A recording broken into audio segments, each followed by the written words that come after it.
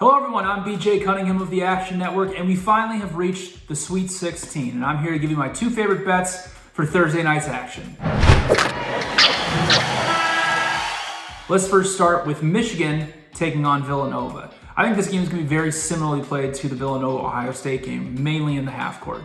Villanova and Michigan are both in the bottom 60 in terms of adjusted tempo, so playing in the half court is definitely going to have some advantages for Villanova. First off, Michigan is outside the top 100 in points per possession in the half court, while Villanova is top 40 defensively.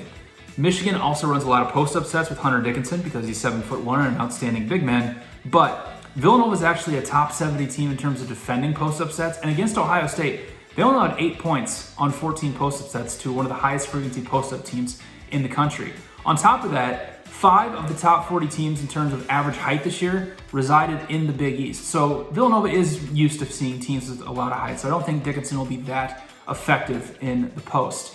Villanova obviously plays at that very slow pace, but they shoot a ton of three-pointers, top 25 in terms of three-point frequency, but they don't get a lot of open three-pointers. They're 334th in the nation in open three-point rate, while Michigan is 4th in the entire country in open three-point rate allowed. So with some good advantages for both defenses, with this game being played at a slow pace in the half court, I think we're going to see a low-scoring affair, so like under 135.5 points. Next, we'll head to the premier game of the night, possibly Coach K's last game ever, Texas Tech versus Duke.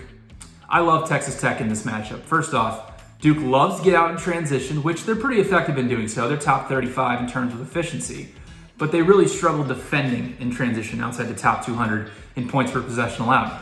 Texas Tech, even though they don't spend a ton of time in transition, they're actually the third most efficient team in the country when they're there. But most importantly, they are the #1 team in college basketball in points per possession allowed in the half court.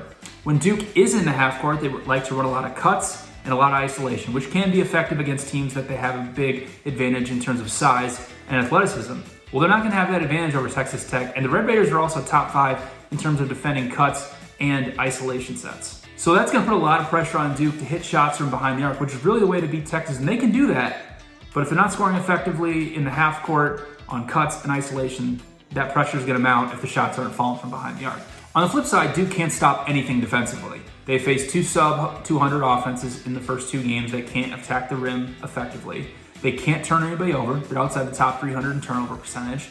They're struggling to keep teams off the offensive glass, 217th in defensive rebounding percentage, while Texas Tech is a top 40 offensive rebounding team. And like I already mentioned, they can't stop anybody in transition. So there's a lot of great advantages for Texas Tech in this matchup, so I love the Red Raiders on the money line at -110. If you like this video, make sure to give it a thumbs up and drop in the comments what your favorite bet for the Sweet 16 is. And if you want to see more videos like this, make sure to subscribe to the Action Network YouTube page for daily college basketball picks all the way through March Madness.